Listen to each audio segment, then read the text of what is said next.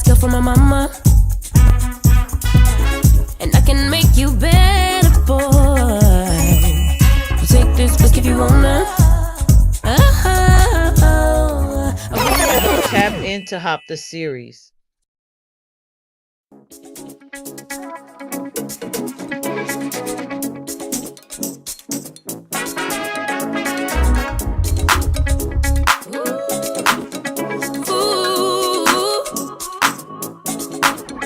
Whether a man or woman, want it or you got it. It's a divine affection. You can't live without it. Such a lover, girl. I'll give you all the feels. Step into my world. I promise you'll love it here with me.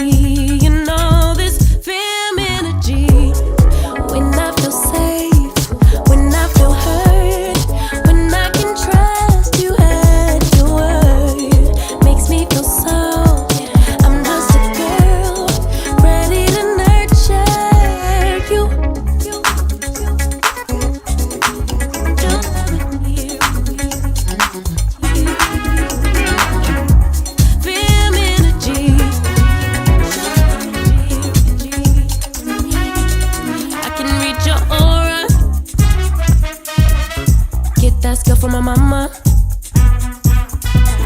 and I can make you better, boy. Take this risk if you wanna. A real lover, girl. I'll give you all the feels.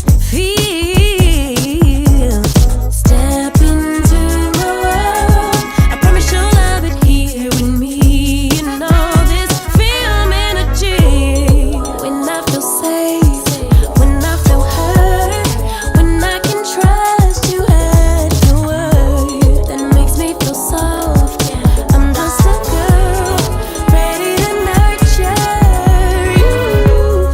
When I feel safe, when I feel hurt, when I can trust you at your word, that makes me feel soft. I'm just a girl, ready to nurture you. Feel energy. Don't let it hear me. Feel energy.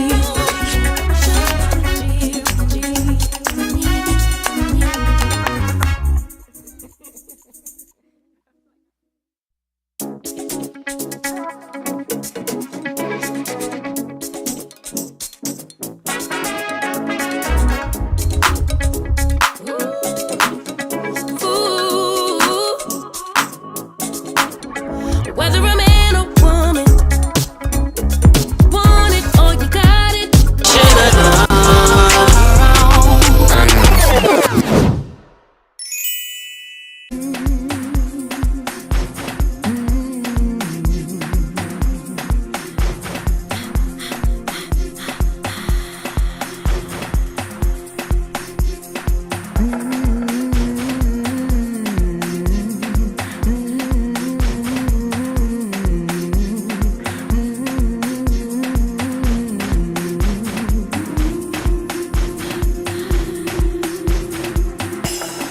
As we dance, the energy's high. Let the music be our guide. All for one for all. We shall rise, we don't fall. As we dance, the energy's high. Let the music be our guide. All for one for all. We shall rise, we don't fall. When will you realize you are the real prize? When will you realize you are the real prize? I call you to move. I call you to breathe life into your heart. Breathe life into your body. You are a blessing, you are a movement, you are a vision. Time does not consume you. You are a time unseen galaxies that only God can see. You are floating through the universe with power and grace. Your face, your body, it moves. It moves to the everlasting movement of life. You feel good, you look good, you are good. You strive for success. You deserve the beauty and the rest. You are here, you are now, you are everything. Sway, move, sway, move, sway, move, sway. As we dance, the energy's high. Let the music be our guide. All for one for all. We shall rise, we don't fall. As we dance, the energy's high. Let the music be our guide. All for one for all. We shall rise, we don't fall. You can dance with it, you can do it. You can sing with it, you can do it. You can clap with it, you can do it. You can smile with it, you can do it. You can vibe with it, you can do it. You can dance with it, you can do it. You can sing with it, you can do it. You can dance with it, you can do it. Find the rhythm, find your dreams. Reach real high, be the sky, be the air. Touch the trees, be the freedom you see. You can dance with it, you can do it. You can sing with it, you can do it. You can clap with it, you can do it. You can smile with it, you can do it. You can vibe with it, you can do it. You can dance with it, you can do it. You can sing with it, you can do it. You can dance with it, you can do it. As we dance, the energy's high. Let the music be our guide. All for one for all. We shall rise, we don't fall. As we dance, the energy's high. Let the music be our guide. All for one for all. We shall rise, we don't fall. We shall rise, we don't fall. Be free, be free, be free.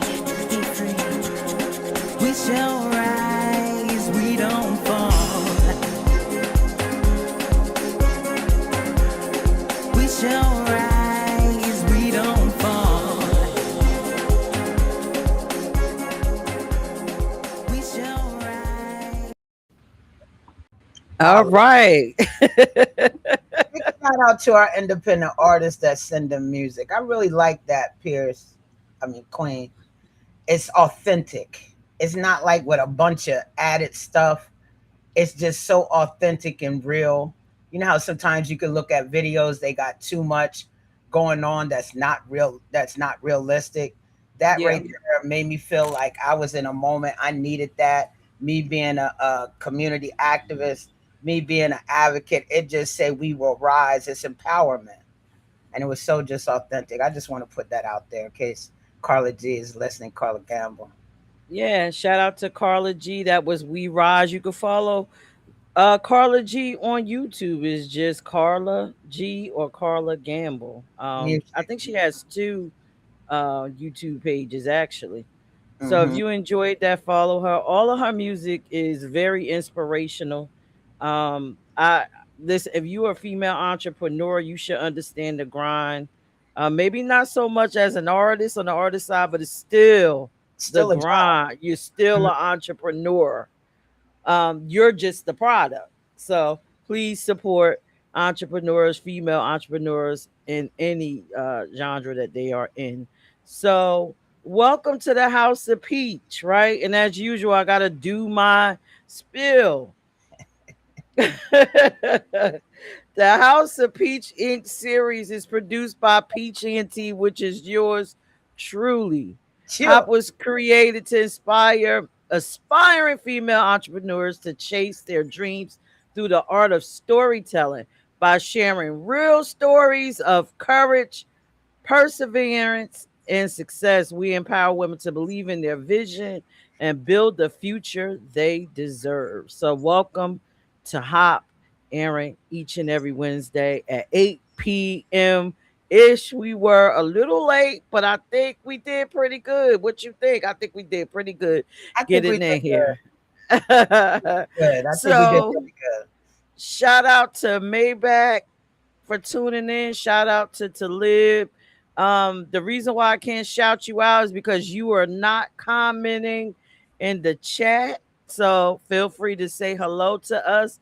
And while you're watching, share the live. So as usual, we talk about our week. Vonda, how was your week? Wow. You mean last week? It was something.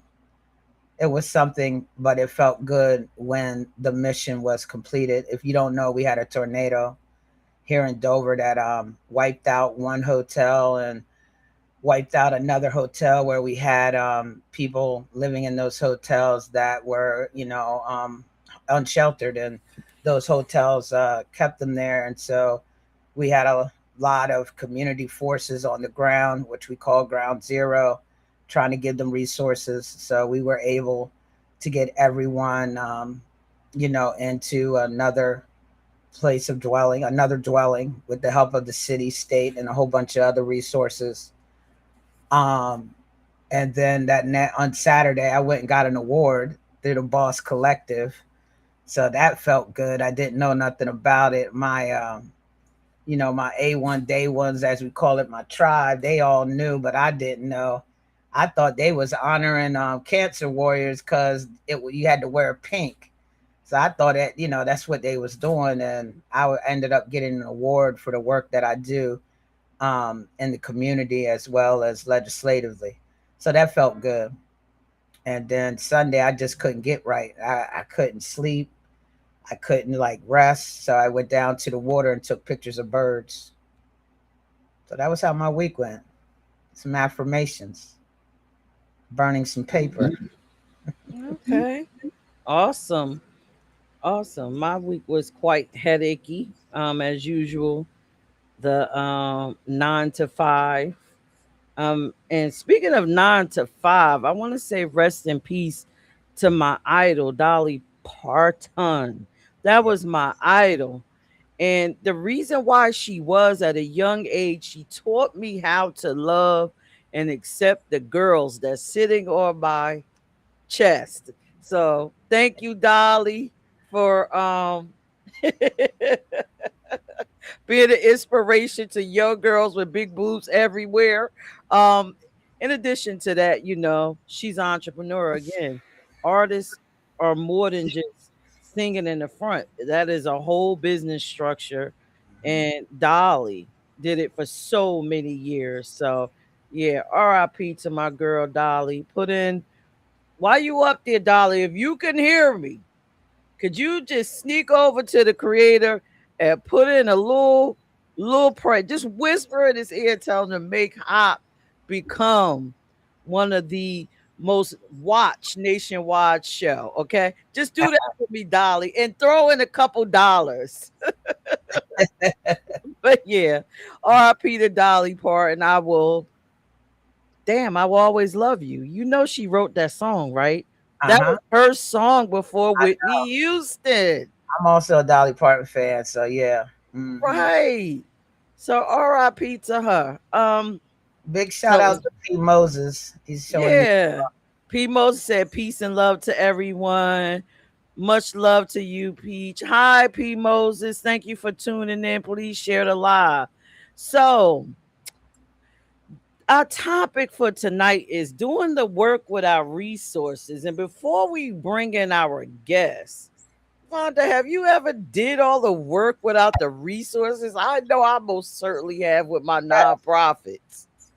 I do it. I do it today. I mean, I don't got. I mean, all the resources I got is what people send to me digitally, but financially, I do a lot of the work and rely on donations from community members. I'm not. You know what I'm saying? We don't get them from nowhere else. You know what I mean? It's from people donating to cash apps or to our hands when we tell them what we got going on. So yeah, I've done a lot of the work without the resources. The resources come either from my own pocket or whatever. Yeah.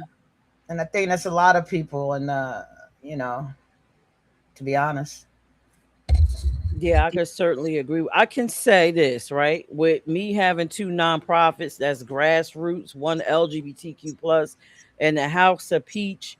On the grassroots level, it's like you spend the first 5 years mm-hmm. proving that you can survive before anyone will acknowledge your nonprofit or offer you the opportunity to get grants. It is that hard. You have to prove. You have to have the financials. You have to show that you are actually about your mission.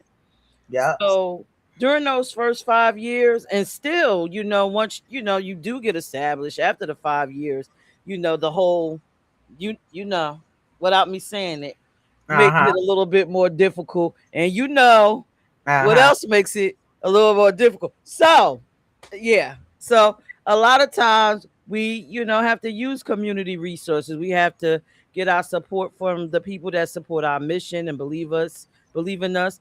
A lot of the money comes from, internal dues, Hmm. family donations. And I'm Membership. happy to say, yeah, I have done a lot and I appreciate everyone that supported every dream that I had because we wouldn't be able to do it without you.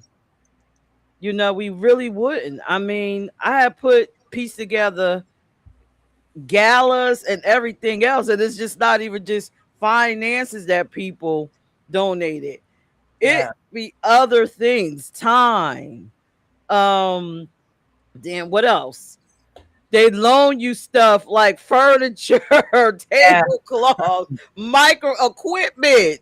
yes. People volunteer to speak at these spaces. The volunteers, we love you. So it's a lot of stuff that gets done without the resources. Without the resources. So, when you're at the ground level, sometimes it's all about who you know and who you built a network with and who really genuinely loves what your nonprofit is doing or your organization. You know what I'm saying? And you just tell them you got to be out there and let them know what you need and pray that, they could step in and help you. That's why it's good to be, transparent with those you built relationships with. Right. And I had to learn early on that a closed mouth don't get nothing. Nothing. You got to get out here, put your pride to the side, and say, "Hey, can I get that little tent you got? I need it today. Can I get this? Do you It's a little, mind donating?" yeah. I That said was last year, hard. um, I said last year in 2025 that 2026 was a year of collaboration for me, and I've done just that. How you doing, Justina? Hi, Yep, Justina. yep. She said it's your connections in the community. That is correct. Yeah. Yeah, so we hope through you watching House of Peach that you feel like you building a community with us here. Hmm. Everything that I do, every nonprofit is about building. I don't even say community, I just say family. Everything I do is one big family Yes. reunion, and you are a part of my Big fan. family. And going back to one of our previous shows, when you creating family, it's important to remember everybody's name Mm-hmm. and build a relationship, find out what they do, and you have to support. Yes. Support can't be one-sided. That's right. So I'm just feeling excited about our guest tonight. And I'm going to allow you to introduce her, Vonda. Who's Okay. coming on tonight? Well, tonight we have LaChelle Paul, one of the top community activists and advocates in the city of Dover. Her name is known throughout the whole state of Delaware because she is a driven force when it comes to community issues, and she is great at holding those accountable. She demands transparency. She is the voice. She has trained a lot of people and motivated a lot of activists in the state of Delaware. I introduce and bring to you LaChelle Paul.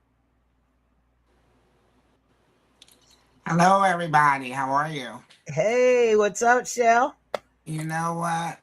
I'm in it to win it. There it is. There it is. In it to win it. There it is. And she's also running for District 32. Um, District 32 to House of Representatives as well. And we're going to get into that in a few moments. But right now, I think that people need to, I want them to get to know who LaChelle is.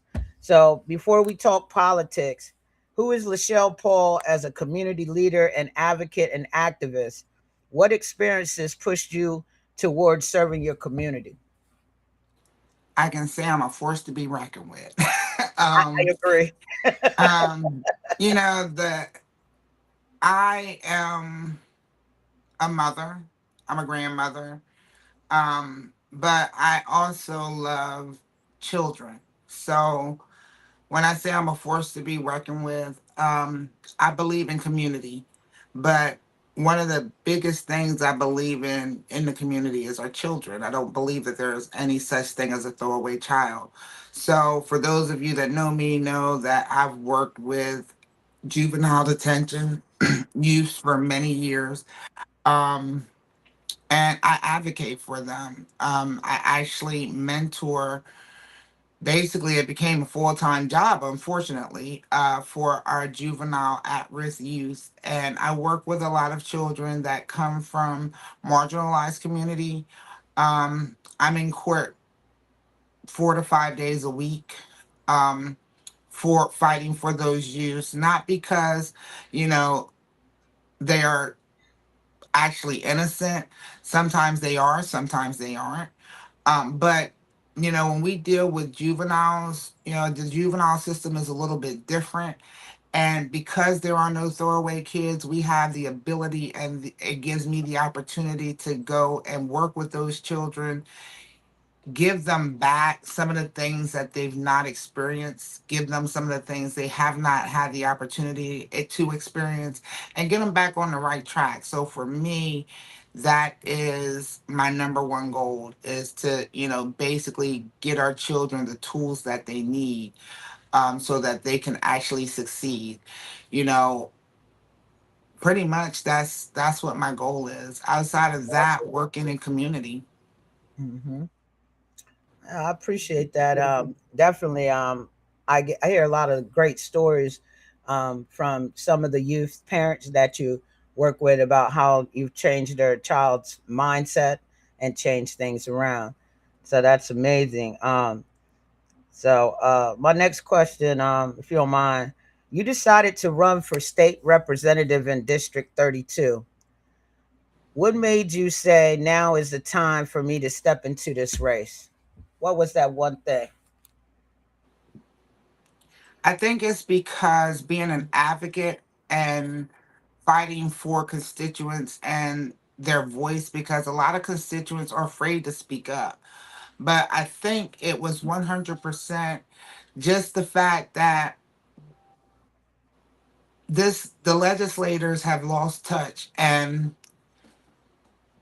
the presence of constituents are not being represented in that body as it should. A representative is selected so that they can actually represent the people of that district. And you can't do that if you're not present. You can't do that Talk about if you're not listening and hearing what the issues that your constituents are having. Um, I had to look back and reflect. For 4 years, I've not received an email about anything that's going on, any meetings that are going on with it. regards to my district. Um, Mm. and with Not that, one that's newsletter? not one. Oh wow. Um, and I've been in the same spot for 10 years. So Mm. with that being said, I should have, it's a lot of things that as constituents we need to know. A lot of people that are not into politics, and, they have issues that they're dealing with. And as a representative, we need to be present. We need to hear, we need to be out. From January to June, caucus is in session. So from July to December, that representative is supposed to be out, you know, speaking to the community. There should be meetings that are set up so that you can be able to tell, your constituents what's going on, what bills are actually coming up. Find out what the problems are and what you're seeing, um, Hmm. that people are having issues with, and then figure out the legislation that you need to create or critique to better serve the constituents that you're working with.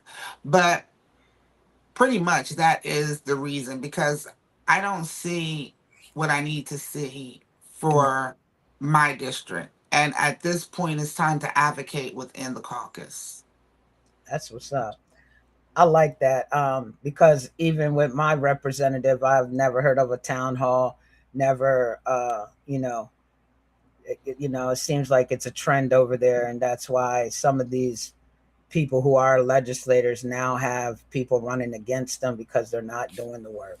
So I appreciate that.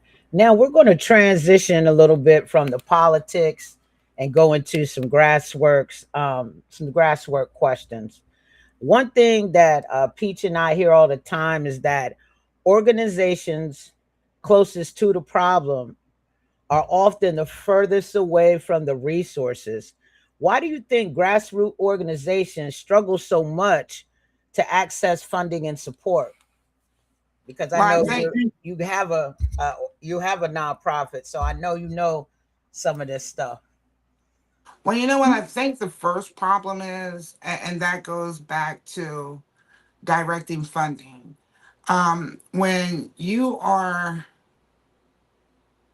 directing funding. So, our state legislators, the state directs funding to the municipalities, and those municipalities actually direct the funding to the organizations. Um, a lot of times, what happens, and I'm just going to be honest. So, if you have funding that goes to municipalities and it's for nonprofits, if that money is not used, then a lot of times that money goes back into the general fund of the municipality that it serves. I believe that, that is not a good idea. And I think that when you get funding, that money should be directed to organizations that are actually boots on the ground and actually resolving the problem. I think that municipalities get into the habits of directing funding to people that they feel comfortable with. And it's not always opened up the way it should be opened up for all individuals to know that that funding exists. So, Like, you mean it's um, going to the larger organizations that are commonly known to them, and then yeah. and when you look at it, and let's think about it, when you get the larger organizations, the funding from the larger organizations normally go to the staff that actually work those organizations. It very seldom goes to the actual initiative that you're trying to fund. It goes for the people, for their payroll, for individuals that work there. So it leaves us still back to, when you have homelessness, when you have, and they need resources, and when you have marginalized youth that need resources. It brings us back to, how are the resources being used to help the initiative? And that is one of the major issues. So you end up with grassroots organizations like yours and mine, and Pastor Leroy's, and a lot of smaller organizations that are actually hands on in the community, and they end up funding their own initiatives. Yes. And do we fund it? Yes, we find a way to fund it. Me myself personally, I have youth. I DoorDash, I Instacart, whatever it is I need to do to make sure that my youth get what they need. I actually partner with a lot of the other organizations. So, Michelle Terry is awesome. When I need to be able to get our kids out to do things and experience things that they've never experienced, she allows them to come, and she gives them horse riding lessons, and shows them how to groom the horses. And then if they donate their time, then they get those lessons for free.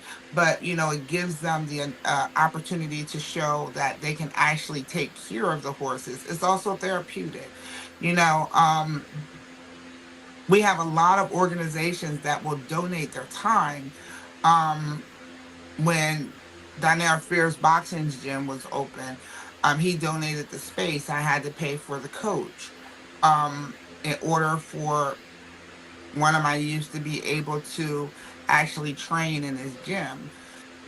You have to partner with individuals and other organizations that are willing to, assist you with your initiative while you do the same with theirs. Yeah, So it's collaboration.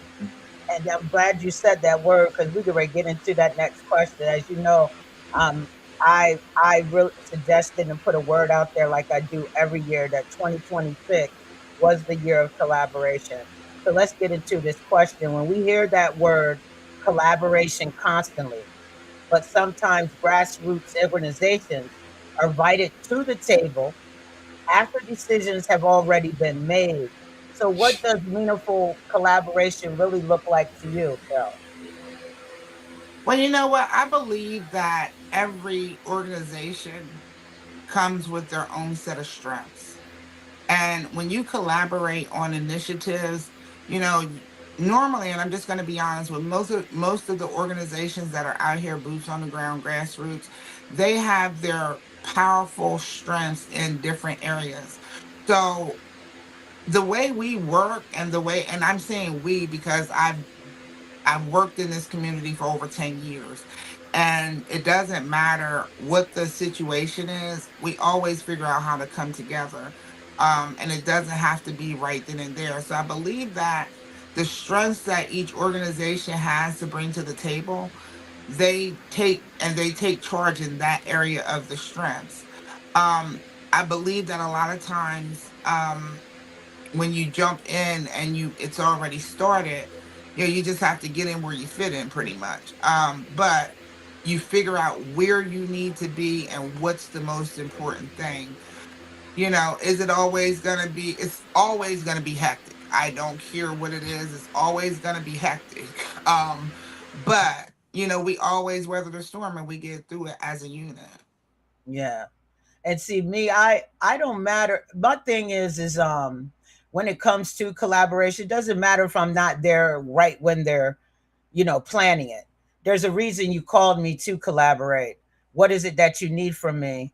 And this is what I'm going to bring to the table. You know what I'm saying? As long as everybody's doing their own job, that's how it is for me.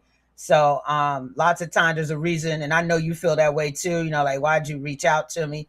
I keep these four little word acronyms, WIFM, and I know Peach is getting ready to laugh, but what's in it for me is what it stands for. Before I collaborate on anything, I have to be able to get something from it, whether it's some new volunteers, whether it's a new network, whether it's me helping in my community. I just don't want people to collaborate with me. And I'm pretty sure you feel the same way based on what I do in the community. Well, you know what? I think it's very for me, and I'm going to be honest. I really don't I look at it. I'm always free to help anyone, but if I'm going to do something and I'm going to attach my name to it, I Hmm. need to make sure that the individual or the organization fits Yep. what I'm working towards. Mm-hmm. And I want to make sure that, the initiative that we're serving is something that I am actually in favor of, and that it goes towards what my goal that I'm working for. You know, um, some things I will actually just, I may actually be involved. Hmm. And if I'm not involved, then I will patronize and support you in that manner. But as far as me to actually collaborate and get involved, I have to make sure the that we're working towards the same goal, and Right. need to know what is the funding going to be geared for, how is it going to be spent, is it going to be or is it going to be spent on the initiative that we are actually working towards, is it going or is the money or the funding going to be squandered. I don't want my name attached to something if I'm not sure. If it's too many what ifs, I'll support, but I'm not going to attach Yeah, my I've name done to that it. a lot too. Yeah, I'm the same way. When it comes to the organization piece and what you're, because it's about the integrity at the end of the point. That's one thing that a lot of us learned from you, Shell Paul, out here as community leaders. It's about integrity at the end of the day, and I appreciate that. Now, I got something I want to add to that. To the bigger nonprofits, corporations and stuff. Collaboration is not you accepting funding for a specific project for the community and then keeping 75% of the funding and funneling down 25% to the smaller orgs to help you and placing your name on it. That is not collaboration at all. no, And I've noticed in this state in particular, a lot of that happens. Well, Peaches, and that's one of the things that, and that's one of the things that is creating an issue. We talk about, a lot of times I hear legislators talk about the grant money or the funding that they're giving to certain initiatives. And the problem is that grant money it's being handed over, but we're not actually, where is the supervision to make sure that the funding is being used for the purpose that it's intended? If you're only using 25% to go towards that initiative, and prime example, homelessness is a problem.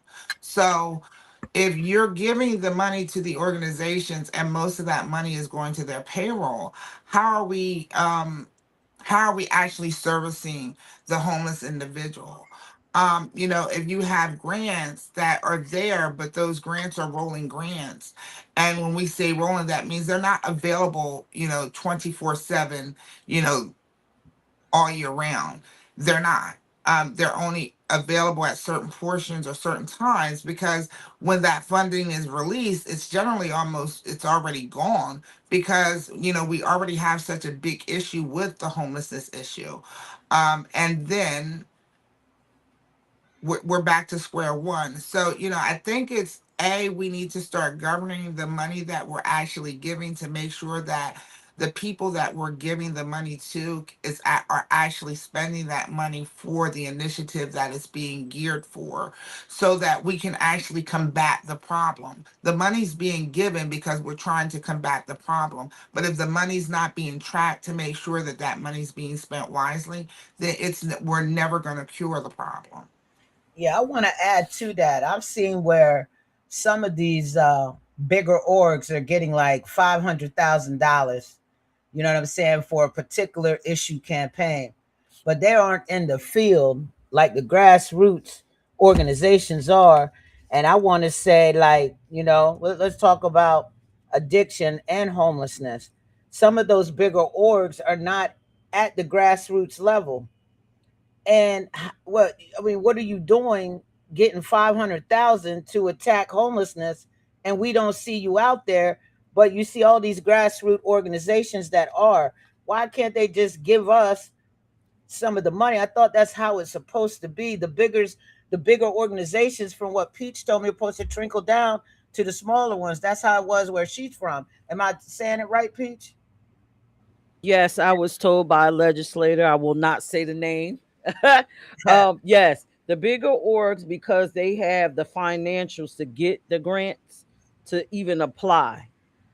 They get the money, and the intended purpose is for them to take it and give it to the smaller orgs, but they're only giving us a very small percentage to do the work.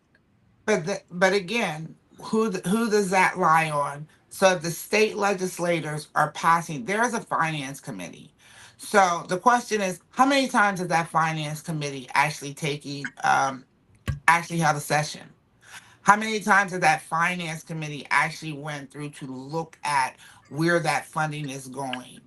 You know, for me personally, and again, I've said this for several years, Ivana, you know that I've said this. When the state hands this money down to municipalities and it's expected for them just to do what they're supposed to do, and then there's criteria that's put in place for this funding to be distributed to the organizations from these municipalities. Prime example, when there was funding for the COVID relief funding. Um, when that funding was out there, the city of Dover had applications that had to be submitted. But in that application process, there was a small minor detail that people failed to look at and they miss. When you complete an application for a grant, you have to make sure that you actually submit and you comply with every detail. That particular grant proposal, Yeah, I remember. in order for you to submit it, it had to be printed and scan through and then submit it. So if you did that proposal and you just emailed it, then you automatically you didn't meet the criteria Criteria. from the beginning because you didn't submit it the proper way. When that money is not used, it goes back what to the general fund, and then it's able to be used by the municipality. See, we want to make sure that, for me, I feel personally as a representative, as a legislator, I think. I would push to have that funding. A, we need to track the funding.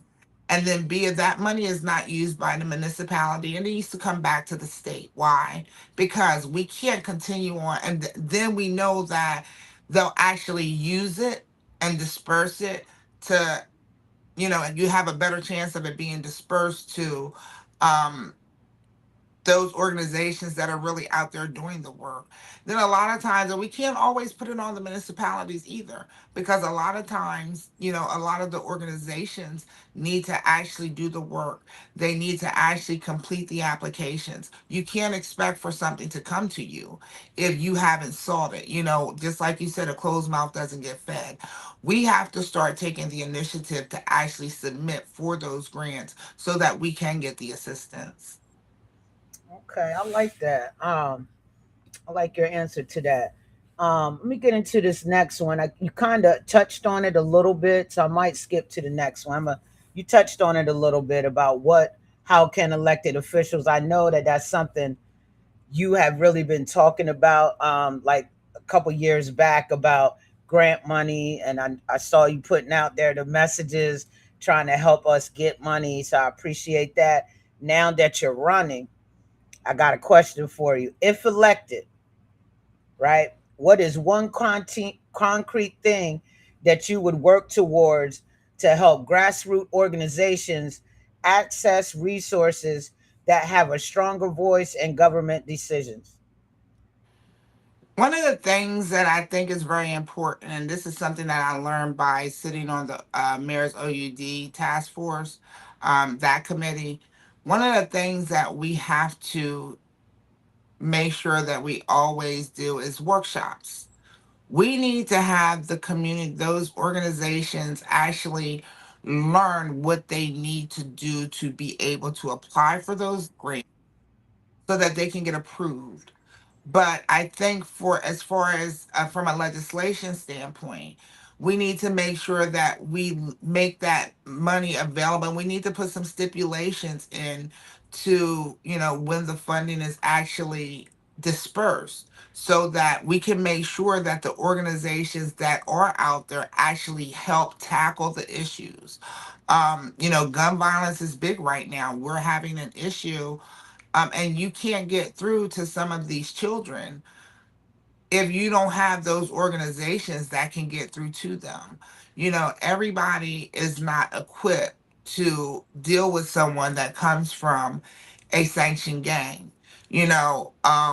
So you need those organizations that are actually people that these kids will actually respect to get out there and work in those areas. Those are the organizations that actually need funding.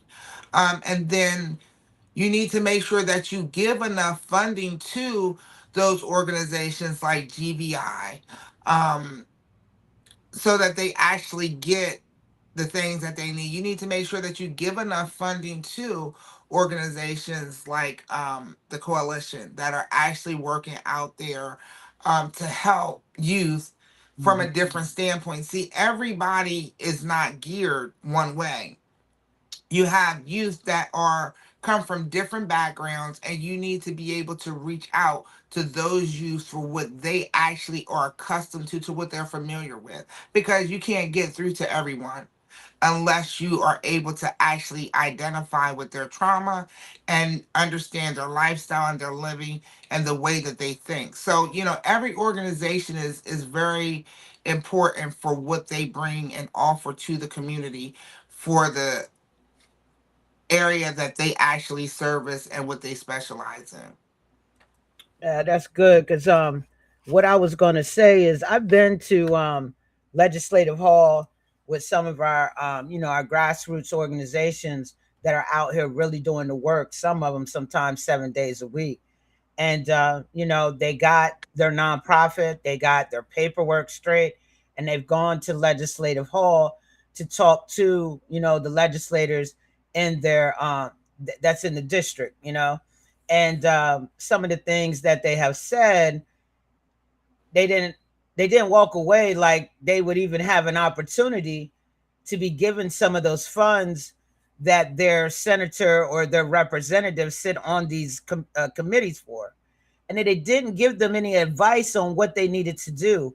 And that was kind of, I was just a person there to observe because I was trying to learn myself, like, how do we get some of this funding straight from the legislators? And there was no guidance. There was nothing given to say how we could get it. It was more talking about, I'm not the only person that votes on it, which we don't care about that. We can go have a meeting with them and explain, what this organization is about. But people, organizations, and the founders and the directors, there's got to be a way. And you're right, I love the fact about the workshops. I think those workshops need to come from the municipalities. To be honest, that is such a great idea, because how would we know?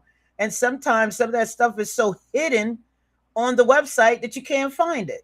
So I appreciate you echoing that. That is so important because you don't hear a lot of legislators talk about that. And we, the grassroots organizations out here doing the work, are trying to figure out how we can get what these bigger organizations are being paid for, but they're not out 10 toes on the ground, and they're not in the thick of it like we are, where the actual problem is. They are the resource that we bring them to. I'm just saying. Wait, you know what? I also think that one of the things that we have to look at when you said something that bothers me often with legislators. When I hear a legislator tell me, oh, well, that's not in my purview, or that's not, we don't have anything to do with that. We just go through and we get, no, no, that's not acceptable. Number one, I have dealt with legislators and I have reached out, and it doesn't have to be in their purview. If you have a question or if you have an issue, when you reach out to any one of your representatives, whether it's your representative, whether it's your senator, um, you know, and I'm going to be honest, I have reached out and I will, of course, anybody that knows me that since I've been advocating, I will put a slew of emails together. I'll attach the mayor, the governor, city council. I'll attach everyone that I need to attach if Mhm. I have an issue. And one of the reasons for doing that is because everyone that I attach is either their district, no matter what their title is. If that person is a representative or a legislator, state legislator of any kind, whether it be a senator, a representative, a council member, they have the obligation, if you are asking and seeking help, to, if it's not in their purview and they don't know, they don't have any control over that, they're supposed to direct you to that individual that can give you the help, and they are supposed to actually help you seek the answers until you get to the place that you're supposed to be. There is no excuse to say, oh, I don't do that. When we're talking about finances and we're talking about tracking money that's out there, it is their job. Why? Because they're in control of that budget. So when they anything that you do, it's going to cost money. So one of the things that you have to do is, if you're talking about passing legislation, you have to know how it's going to get funded. You can't go through and say that you're going to do something and not know where the resources are coming. So you have to do your homework on the budget in itself and where the funding is going to come from. And then before you actually go through and initiate whatever bill or whatever initiative that you are trying to gear to, once that funding gets passed down to the municipality, you have to make sure that that initiative is going to be served. So how do you do it if you don't use your finance committee to do the audits and track the money? It's impossible. Right. Thank you. Thank you. Pete, you had a question? And I want to give a big shout out to Mayor Sturgeon, who is on tonight. She said put the municipalities to text and to task. And she also said that, yes, funding makes it happen. Thank you so That's it. much for tuning in, Mayor Sturgeon. Yes, I have. My question is just very simple, and I think I might even clip this because I feel like it's a lot of people in the community that absolutely, especially us, we don't believe in government. So my question is, what would you say to a conspiracy theorist that believes the government is rigged no matter what you do? And you are personally wasting your time running for office. What would you say to them? What advice or wisdom do you have for them? You know what? It's never a waste of time, and I'm going to tell you why. If you don't do anything else but let that person that's holding that seat know that you're going to give them a run for their money and they better shape up or ship out, you are actually holding them accountable. You are letting them know that we're not just going to sit around and just let you sit here and do nothing. I have worked, I remember we had and this was 2 years ago, we had a town hall because people were really having issues with, the police and police brutality. And they felt like, a lot of things were, people were not being treated properly. And I remember hearing one of our representatives cackle in the background and say, oh, they've been complaining about this for over 60 years. It hasn't changed now yet, and it's not going to change now. And you know what? That bothered me. And my answer to that is people were fighting and they gave their lives 60 years ago. And we're going to keep on fighting for another 60 years if that's what it takes. Because what we will not do is conform. People died for us to have the rights that we are afforded. And it makes no sense for us to go through and sit quietly and be upset. It's theirs. It's there and it's yours. And if you choose not to fight for it, then what is that saying about you? I'm sorry, I've been a fighter all my life and I'm not gonna stop now. Yeah, that's where I'm at. There's a lot of people who don't believe in government, but they're the ones who complain the most. That's how I feel. And they are the ones who really, until they see the change, then they want to jump on the bandwagon. But there's a lot of people who don't believe in government, and that's fine. I try to, give resources. So I feel you there. Um, but I do believe in government because I do see change. I mean, hey, Exactly. change don't come overnight. I in my full-time job, I've been working on a issue campaign that, hey, from me hustling and grinding, I got change. you know and the other advocates, hundreds of people that have been working on it. I look at reproductive rights, I look at many voting rights that I've worked on, and it doesn't come overnight, but change did happen. So I do believe in government, most But I definitely. think it's also about the people that we put in these seats. And I'm going, Exactly. Mayor Sturgis is on here. I love Mayor Sturgis. And it's about the people that you put into the seat to represent you. And you have to make sure, we are in an era where, you know, the new racism is financial class. And I'm just being real. Oh yeah. The new racism is financial class. Let's think about it.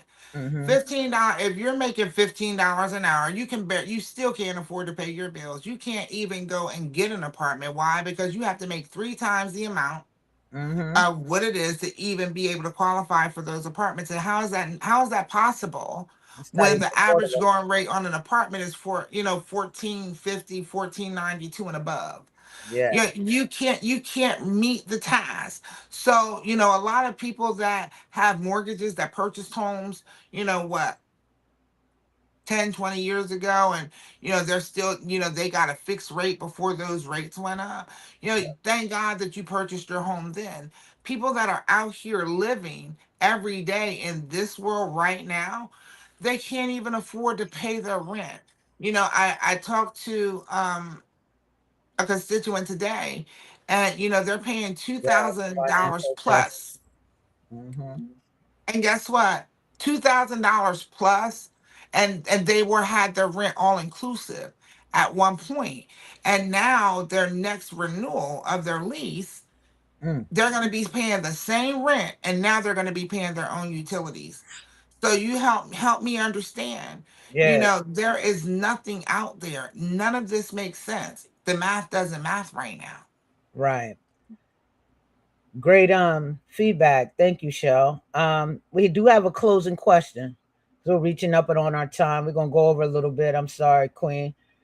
There is somebody watching tonight, and I know I got about three of my friends who are getting ready to start their nonprofits, who are exhausted because they're doing excuse me, they're doing important community work without enough money, staff, recognition, or support.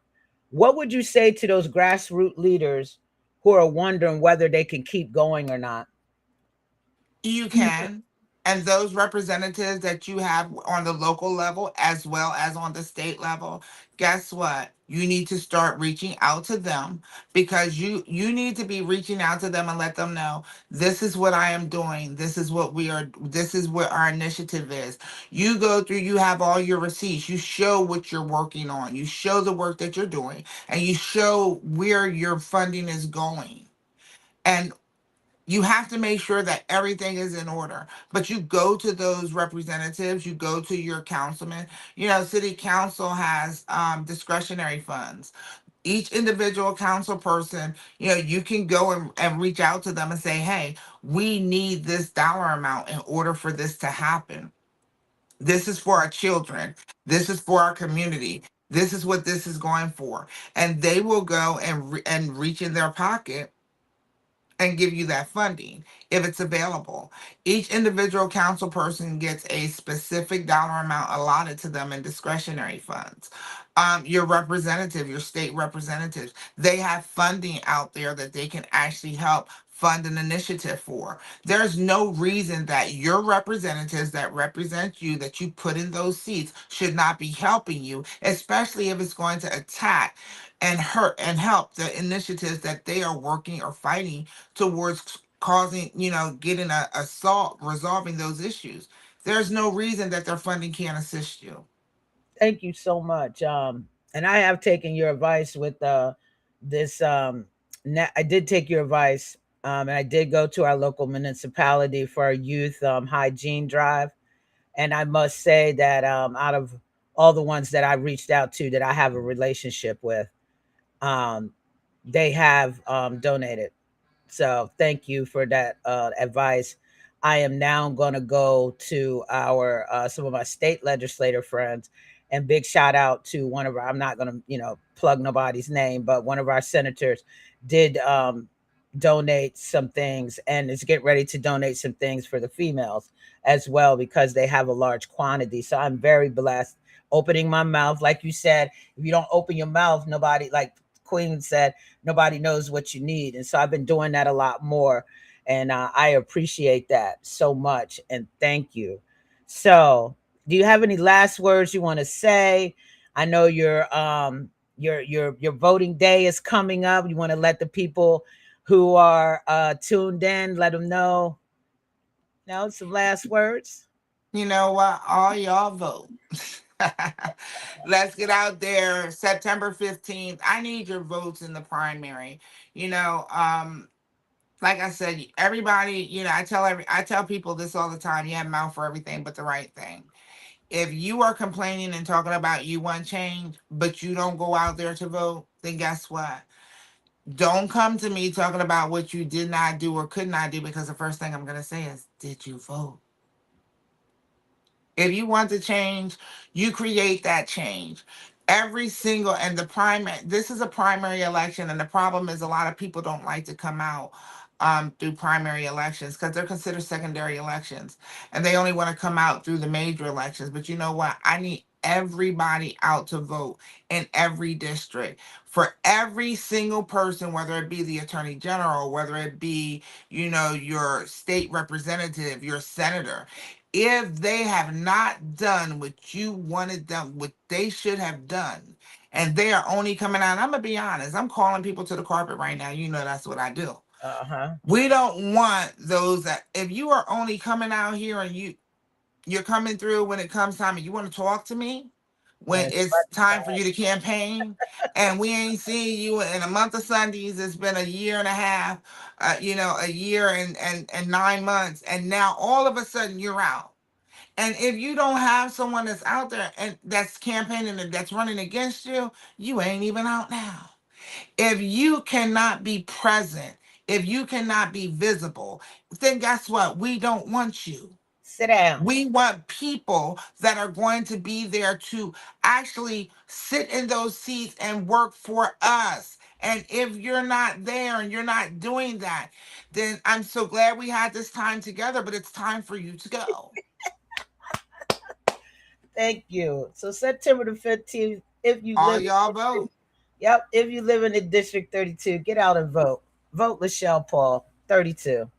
It's all over the place. LaChelle No, Paul. you gotta vote who's ever in your best interest. And when you're a nonprofit, you Yes. cannot endorse anyone. I've done it right. Well, We you can't know what? vote. I want to tell everyone, I want everyone to understand when you go out to vote, I want you to do the research. And we're not talking about, when we talk about, oh, I did this and I did that. No, I need for you to do your research. And when I say this all the time to everyone, when we talk about grants and funding, what kind of grant and funding that was actually approved? How is that beneficial? And then did you find out about it? Did you know those grants and that funding was there and available? you know the grants that you have available right now for small businesses, and they're not even nonprofits. Did who let the small business owners know that that money was out there and available to them? There's grants and funding that are out there, and if we don't know about it, guess what? You can't utilize it. What good is it doing for us, people that actually need it, if you're not noticed? What Yeah, network are you noticing it on? How are you getting this information out to your constituents? The same way you go out to these doors and you ask these people for their votes to come out and vote for you, they should be out on their networks. Email, Zoom meetings are beautiful. We're doing one now. You can go through, get the resources out to them. The same way you send a mass text talking about come out, all y'all vote, vote for me because I'm doing this. That. Guess what? You should be sending those same texts to every one of those constituents because you have their information to let them know what's out there. Stop playing games. We're not going to keep playing these games. You have the resources yeah, and you are not even telling people how to get them. yeah, Y'all get out and vote. Do your research. See what actually has been done.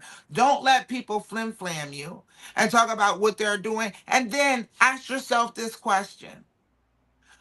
Vonda, I love this. Remember, you came in the city council 5 years ago. What yeah, have you done for me lately? At the end of the day, think about the things that have been voted on. And I'm not going back because I don't believe in that. I believe in the right now. HB 326 was a bill that regulated, PSA was regulating the caps that could be put on Delmarva Power to make sure that you were not, consumers wouldn't be price gouged. Now, for those that say I didn't have Delmarva Power as a provider, understand they set a precedent for each and every one of these power companies around. And guess what? What constituent did you talk to that said you wanted to give that power back to the power company? What would have been the use for the bill? You have to do what's best for the consumer. But before you do anything, what constituent did you talk to justify making any changes? Who wants to give that? Who wants to pay out more money? Nobody. I need you to do your homework. Every single thing that you want to go through to do your research. See, we can talk from legislators that are sitting in the seat to talk about what we did. Go through, research it out, see exactly what the bill actually does. We're not talking about the surface, the signing part. We're talking about peeling back the layers of the onion. See what actually was done, how it affects you or how it can't. One little word, a mandatory, or if we just request that they, ask for, we're not requesting anything.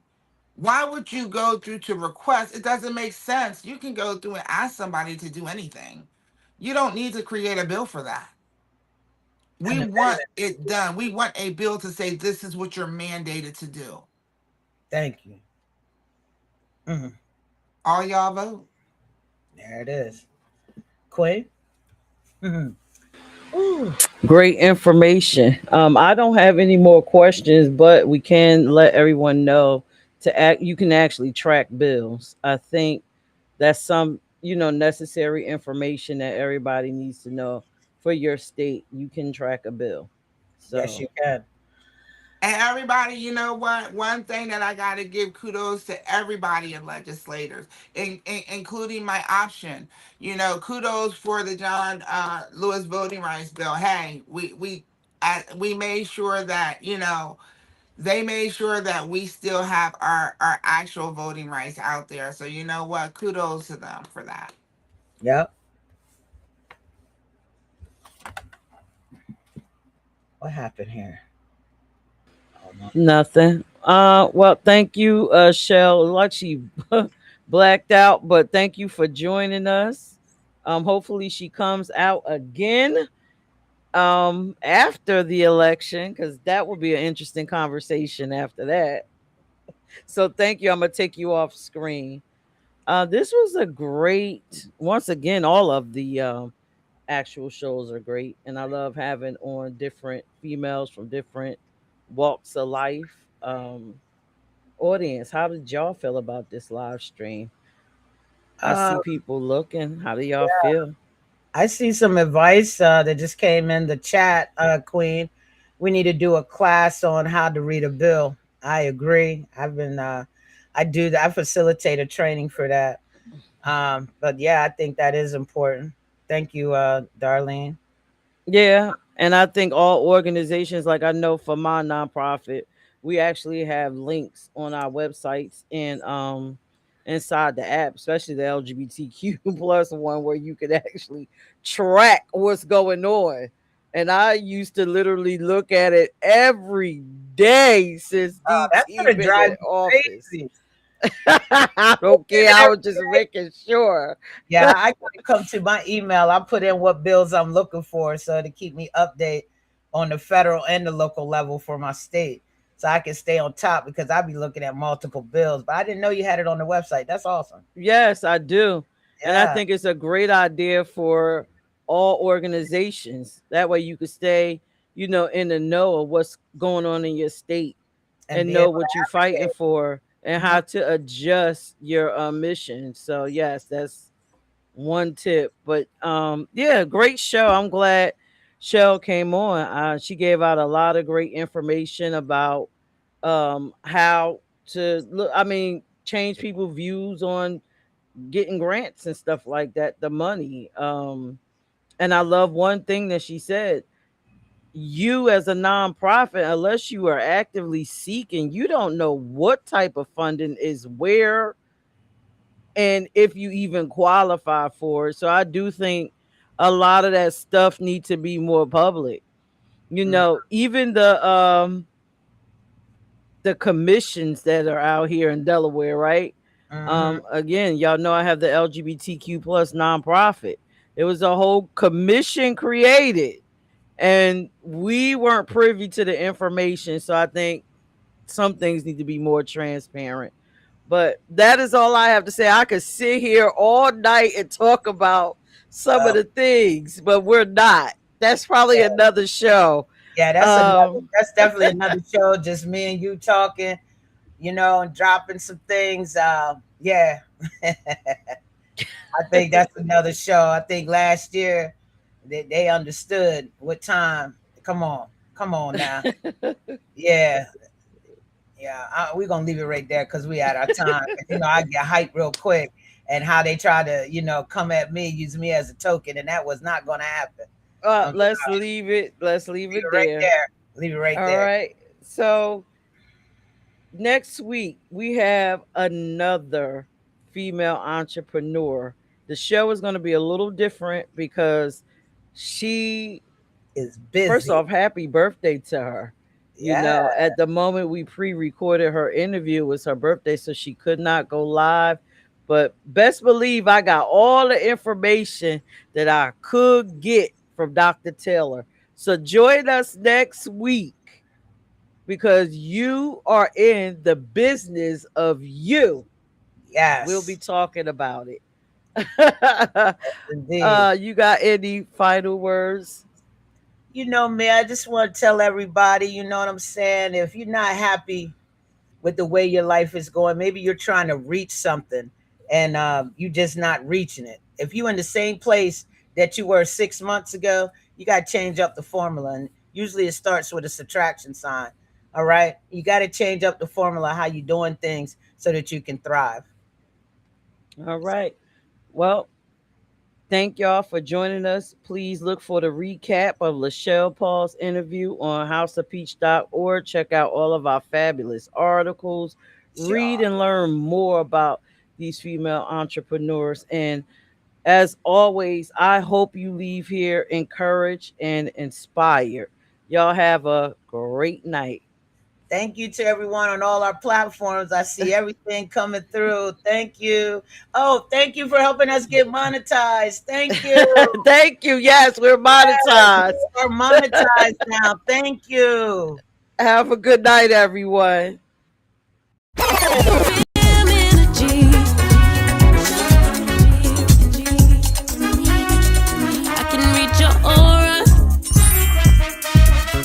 Get that skill from my mama.